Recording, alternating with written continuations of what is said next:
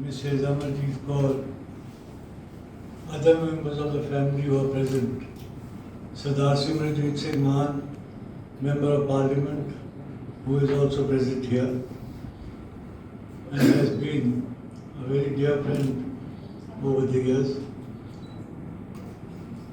and other distinguished citizens of Patiala and Chandigarh. Before starting, I would like to say that Professor Verma has almost preempted me from saying anything by saying everything that is in the book about Col Raghbir Singh. Anyhow, I will attempt to say a few words, though I neither belong to Patiala, nor do I have any present connection with it except for this family. I got posted as SSP Patiala in 1975. Stayed there only for about 10 months before I was transferred out. But one of the first persons to meet me in office, and the first one from this family, was Karamveer's mother, Sardar Dyal Kaur. And thereafter she was a frequent visitor. She never asked for anything for herself or her family. She always was working for her constituents and their wants and their complaints. And it was not easy to put her off or bluff her because she was very persistent in her efforts. Later on, Mrs. Amarjeet Kaur also entered politics and started coming. And over the years in Patiala and later on, wherever we were in touch. And today I miss the late Cecil, whose wit and wisdom we recall many times when we get together with other friends also. One thing particularly I remember, that whenever he introduced himself to a newcomer, he would say that I am Mrs. Amarjeet Singh. So, anyway, Col Raghbir Singh, it is really, I've gone through the book, not completely because it was given to me only day before, but I have glanced through it, and the couplet that Professor Verma recited fits in completely. People outside Patiala really don't know the contribution of this personality to Patiala's and Pepsu's history and Punjab's history. As a coincidence, last night I was watching NDTV and there was this interview with a very renowned journalist who is really not of this type, but he's very much the type who's needed, P. Sainath. He has written a lot on problems of rural areas, problems of agriculture, problems of cooperative society, and he was one of the few senior journalists in India who covered the Kisan agitation also a couple of years back. Sainath has also written a book. I forget his title, it is something like 15 Good Men or something.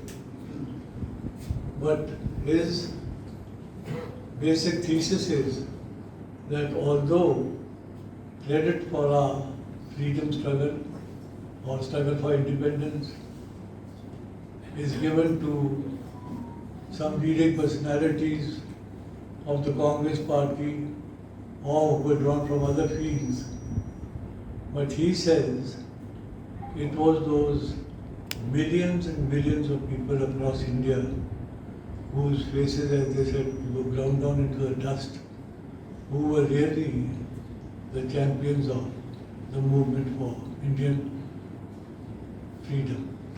Of course, his thesis is he distinguishes between the two words, independence and freedom. And according to him, we are independent today, but freedom is yet to come. And he has written about 15 persons who are living today and who had taken part in the freedom struggle across India, from Rajasthan and to other states, and interviewed them and asked them about the freedom struggle and what did they fight for and all that. And he has brought to life the contribution of the millions of Indians who fought for India's independence through his interviews with these 15 people. Similarly, I think, at long last, through the efforts of the family and Karanveer, especially the life of Col Raghbir Singh has been portrayed as it should have been done years and years ago, decades ago. But I tell Karanveer, कि देर आए दुरुस्त आए. So, what I have gathered from his life are the facts that his initial entry into politics was at Patiala, and he got involved in the politics of the Patiala state and achieved certain personal heights. He became the Inspector General of Police, he became the head of the royal household, became the confidant of the Maharaja, and then gradually he got into politics, Congress politics. Alongside it, at that time, there was a very strong movement in Marwa, starting from Faridkot, spreading to Patiala. It was the Prajamandal movement. And the state of Patiala with its resources, Faridkot with its resources, tried their best to put up that movement, including the imprisonment and death of Sardar Dyal Singh Majithia and many others. These were the forces at work at that time. But Col Raghbir Singh negotiated these stormy waters skillfully and, as has been said here, became the Chief Minister thrice. But before that, he helped in the integration of the state of Patiala also. He met Sardar Vallabhbhai Patel a couple of times. He met Panditji also a few times. And ultimately, it was BP Menon who came to Patiala and everything was accomplished the way they wanted to. Then later on, Karan Saab became the Chief Minister. Later on, twice he was elected as the Chief Minister. His major contributions were to agriculture and to the cooperative area, in which he introduced many reforms and which helped the poor. The law and order situation, of course, every government has to deal with. He must have dealt with it also. But Professor Saab missed out on the second phase in his life. That was when he left Patiala and went to Amritsar and became a Amritari Sikh and did seva at the Sri Darbar Sahib. And there he gained great insight into what was happening in Sikh politics, Akali politics of that time. And he also immersed himself in that politics. He got to know Master Tara Singh, Gyani Kartar Singh and others, and I'm sure he must have exchanged a lot of notes regarding what was happening in Patiala and what was happening in the rest of the state. A lot had happened on the eve of independence. independence and thereafter, the killing of Hindus and Sikhs and Muslims, and thousands came to Patiala where they were given refuge. And Colonel Sahib, along with Maharaja Jadavendra Singh, was instrumental in settling these Sikhs, these refugees in Patiala and Rajpura mainly. Then he negotiated between the Qalis and the state of Patiala, and whatever came out of that is history. The third phase, which the professor has illustrated through his reference to the chief minister's debt at the time of his death, 3 lakhs or whatever the amount was, and compared it to present times. I think I need not comment on present times because each one here is well educated, well read, and no commentary is needed on that. But a reflection on that time, as Mr. Manjeet Singh Khera has also pointed out, makes us happy about that time, makes us very sad and disappointed about the present day, not confined to one person, one party, one region, one state.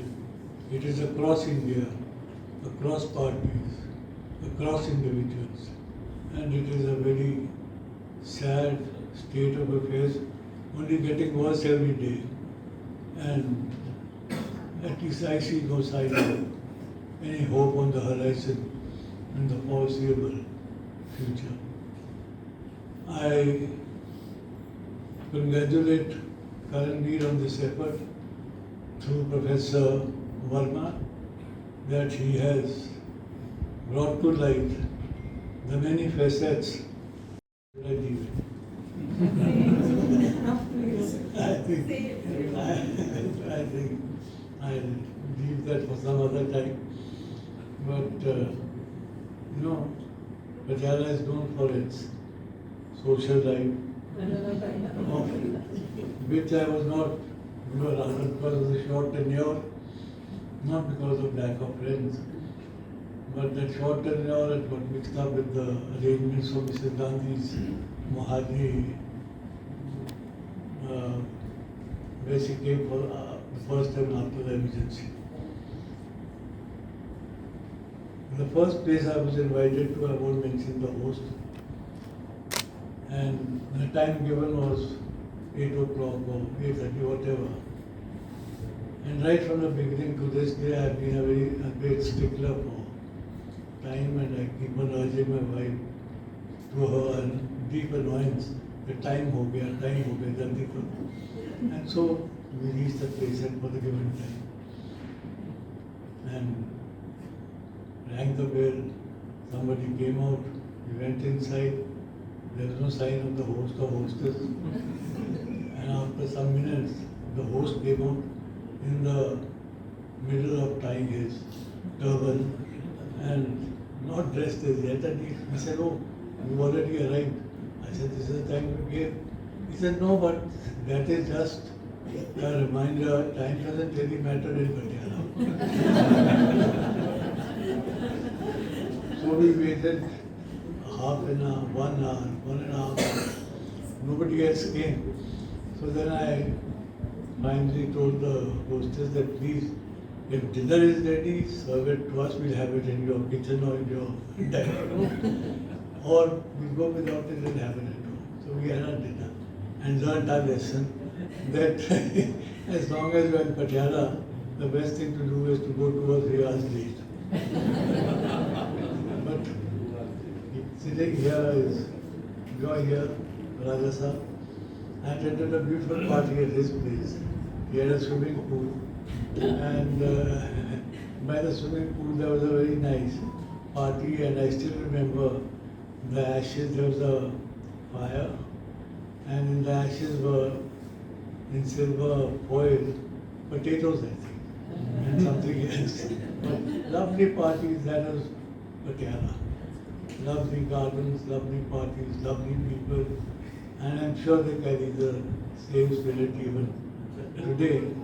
So we, the flag of Patiala, Epsu, and the people thereof fly high forever, and may they enjoy the rest of life.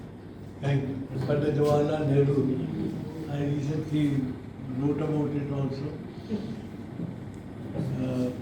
Prince Charles, now King Charles III, had come to Amritsar on a visit, and of course coming to Amritsar means going to see Darbar Sahib.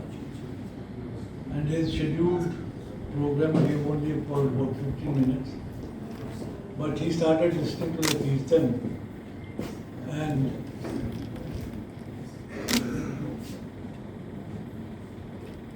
and he spent a lot of time listening to the Kirtan. Obviously, he was enjoying it a lot. When he came back, there was a big crowd of devotees, and those days police didn't enter the temple and the Gurdwara, and the arrangements were made by the STPC. So Prince Charles got mobbed a bit. My DG also happened to be in Amritsar that day, and after the event was over, he rang me up and said that he was highly dissatisfied with the arrangements made and the fact that the prince got mobbed. So I told him, sir, that I told you earlier also that we can't do anything inside. And as far as I know, there was nothing. It was a usual Sikh throng around him. Nobody pushed him or did anything like that. But anyway, but I was slightly upset, and at night at about 11 o'clock, and the telephone jab, we didn't have these mobiles or anything. The telephone jab from outside said, "Kisi Kaura Sahab kar karna chahte hain." I thought he is going to make the same complaint. So Kaura Sahab said, "Ki jab sab mubaraka ho." So I said, "What? He's probably being sarcastic." I said, "Ji kaha kya mubaraka? Ye jo munda bada khush gaya." मैं कहती मुंडा कौन कहते अगर आया सी ना Prince Charles बड़ा खुश गया तो सेप्सी दे नाल मैं कि मेरे तो डीजी नाराज हो गया वो कहता अरेंजमेंट्स ठीक नहीं सी he said वो कोई नहीं when the next time your DG comes you bring him to the Sikh Museum. There's a photograph of Pandit Nehru trying to climb the Nishan Sahib because the crowd pushed him so much. So he said you will realize what making events inside is about. Thank you. Handle sitting on the dais. Ladies and gentlemen, My take is, when non-serious things are taken seriously, they produce wonderful results. And this book is a result of that wonderful result. In fact, this is a real coffee book, because the idea got conceived in a coffee house in Patiala, where our senior Karanveer Singh Sandhu, popularly known as Guduji, and his old Stephanians normally call him Sadhu Singh. So he, with his coffee lovers, they normally sit in a huddle in that coffee house, and during the morning sessions around 11:30, many of the retirees in that huddle are central government retirees, state government retirees, industrialists, businessmen, and some young entrepreneur also. And occasionally I used to visit them. And they will discuss various things which comes on the Tribune heading, or Times of India, any national issues or international issues or sports issues, where they will have arguments also. And after having coffee or during the coffee, they will give solution to everything. When we were sitting and talking about these things in the coffee house, there we conceived the idea of this coffee book. because I had a little weakness for the history of Patiala, and I wrote a couple of articles on the history also, on British relations also, and other historical aspects also. And my own PhD thesis was on Chamber of Princes, where Maharaja Bhupinder Singh remained Chancellor of it for almost 10 years. So I got more curious to know more about Col Raghbir Singh. That's how my equation and my friendship with Guduji developed. And this is how the idea of this coffee book also came up, or it got conceived, or it got germinated.